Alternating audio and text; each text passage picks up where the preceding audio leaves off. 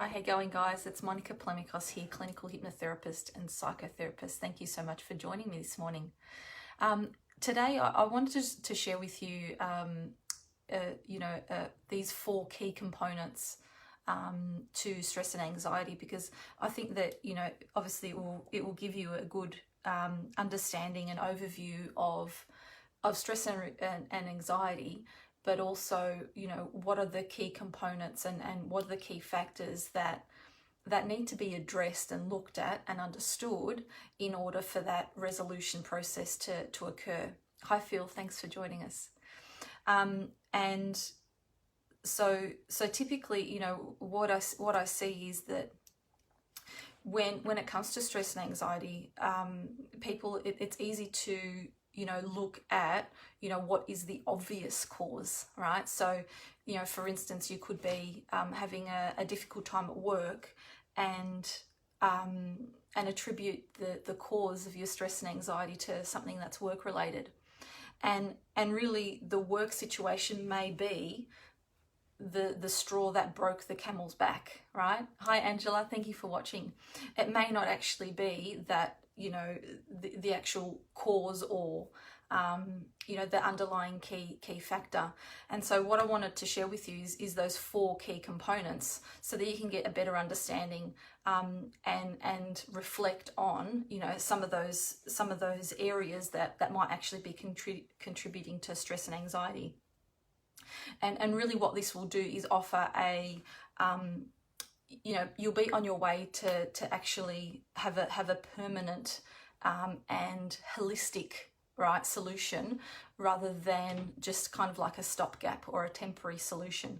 And the best way that I can kind of, give you an analogy on this is, when someone gets the flu, often, you can be so focused on, the runny nose or the headache that's going on. But really, if you were to just address the runny nose and the headache, would the flu still be there? And the obvious answer is yes, it would still be there, because it's not a head or a runny nose problem. It's a whole body problem and an immune system problem, right? And so when you're looking at stress and anxiety, you have to look at it in terms of the immune system, and what is supporting everything, what is supporting your daily function in life, what is supporting your ability to relate to people, to relate to your family, what is it that's supporting yourself and your identity. So thank you, Phil. Metaphors are flying today. I'm glad that you're resonating with them. So let's get into those 4 key components, because I really want to share them with you. So that you can start, reflecting and kind of maybe even pinpointing a few of these things in your own life. So the first component is obviously psychology, right? So psychology is probably, if you Google stress and anxiety, no doubt that you will come up with and find solutions that are related and have got to do with psychology. Hi, Brinley and Traceley. Thank you everyone for watching.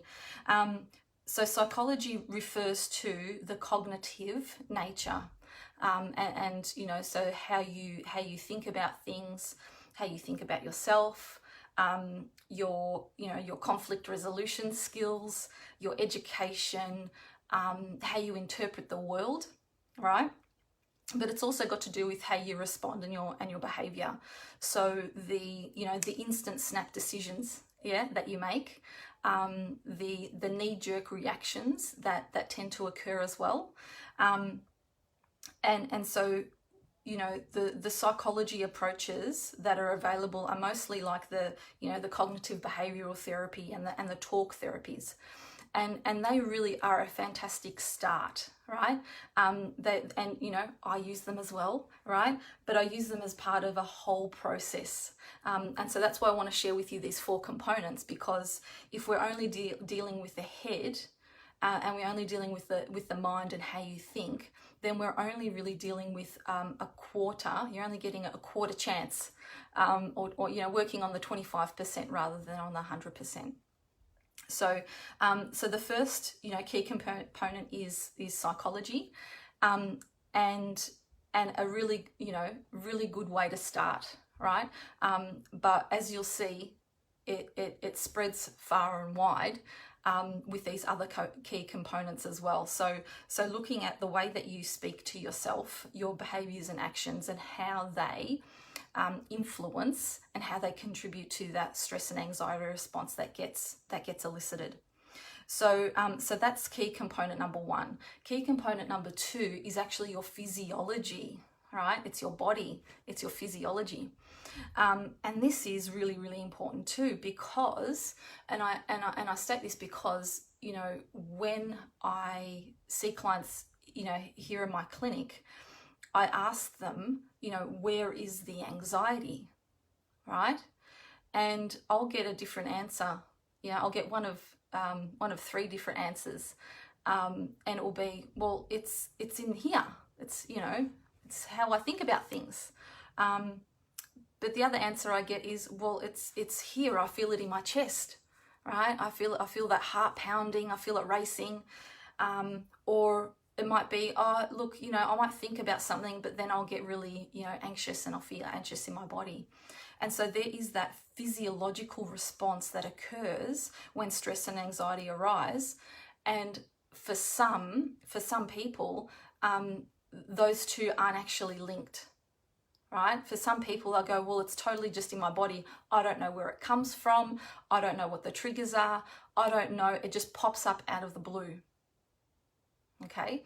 And so for those people, we need to look at, right, well, what are the, you know, what are the key steps and processes and interventions that can actually address that physiological, the visceral response to anxiety. Okay. And so that's going to, so just using that cognitive approach, it's not going to work, right? It's not going to work, because you're trying to use the mind to control the body, and the body has already just, exploded with all of these responses. And so, so that second component, that physiological component, that biological, that biochemical, and you know, your body's mechanics, there needs to be a different approach that we use there. And so, I know definitely in my practice, I've incorporated a number of different therapies that look at the body's energy, that look at the body's stress response, that look at introducing a relaxation process. And this is why hypnotherapy is awesome for this. Is looking at, well, how can we actually, you know, coach the body to respond to this relaxation? Yeah. So we, for instance, you know, one of the really simple things that you guys can use at home is a progressive muscle relaxation, is where you're focusing on relaxing one muscle at a time. Yeah. And so what that ends up doing is that you are specifically looking at addressing the body and addressing the body's own stress and anxiety, not about what's going on in your head, even though that's important too. So that's the second component. So you really got to look at the physiology and really meet the problem where it lies, right? You're not going to address, you know, headache and nose if the whole body is compromised. And so key component number one is psychology, followed by physiology. And then the next component that is important to look at and to address is actually your environment, right? The thing is that, you know, if you come in and you do a relaxation session, for instance, with me, and then you go back to a stressful environment, it's not going to work. You're going to only have temporary relief, okay? And that's being 100% totally honest. You know, I don't want my clients to waste their time or waste their money if they're not prepared on looking at and resolving those environmental concerns. So what do I mean by environment?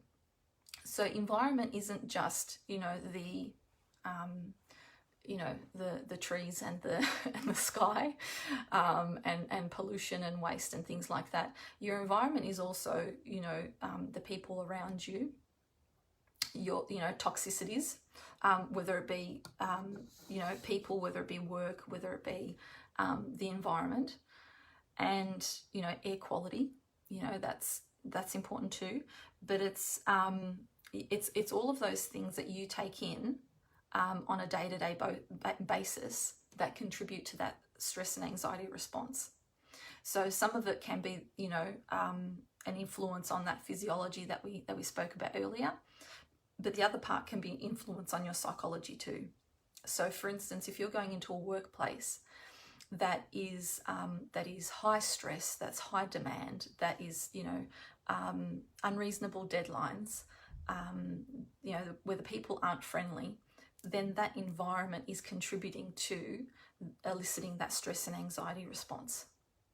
Okay, and some of you might go, oh well, but you just need to suck it up, or that's where you're choosing to work, or you need to do X, Y, Z. And what I would say to that is that you can only do what's within your control and influence at the time. Okay, and really we can't have control over other people's attitudes towards us. We can teach people how to treat us, but we can't really decide and program how other people are going to act and behave when it comes to their interactions with us. And so this key component, environment, is looking at, well, where do you have control and influence over your life, where you can begin to implement some strategies that will address the stresses, whether it be work, whether it be your family, whether it be your friends. Yeah, I have many conversations in the therapy room and coaching people what to actually say when they have these run-ins with their family, when their family's being mean. Yeah, they don't mean to be, but they get offended by what's being said, or the judgment, or the guilt that's accumulated over the years. And so your environment is looking at all of these aspects in your life, and what can you start doing today to start addressing some of those. Some of it might be easier than others, and others you might go, well, I've got no idea how do I can't change that. Right? It's doing the best you can with what you've got, and accessing the support if you need it. And so we've covered the three components of anxiety and stress, and that's psychology, physiology, environment.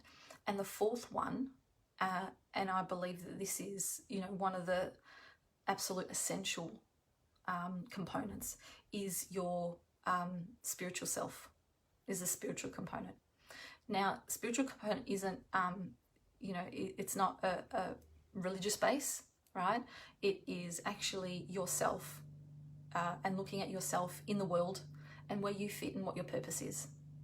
It's gaining connection with something that's greater than you, and looking at, well, why am I here?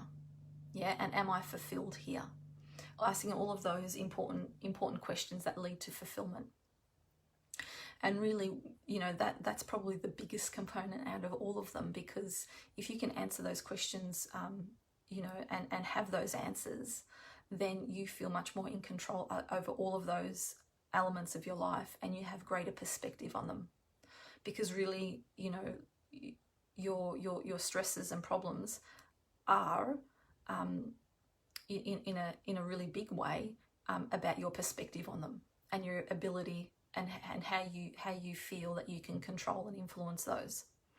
So I hope that this has been helpful to you to cover these four components of stress and anxiety: the psychology, physiology, environment, and your spiritual self. And so if you are struggling with stress and anxiety, I encourage you to you know, have a look at these 4 components and see what it is that you can start doing differently today or incorporating, so that you can get some relief, some relaxation, and living a much more fulfilled life. And obviously, if you'd like any further support, you're most welcome to contact me, and I'd be more than happy to share with you some more information on how you can start addressing that stress and anxiety response for yourself. So thank you so much for watching. Take care and all the best. Bye for now.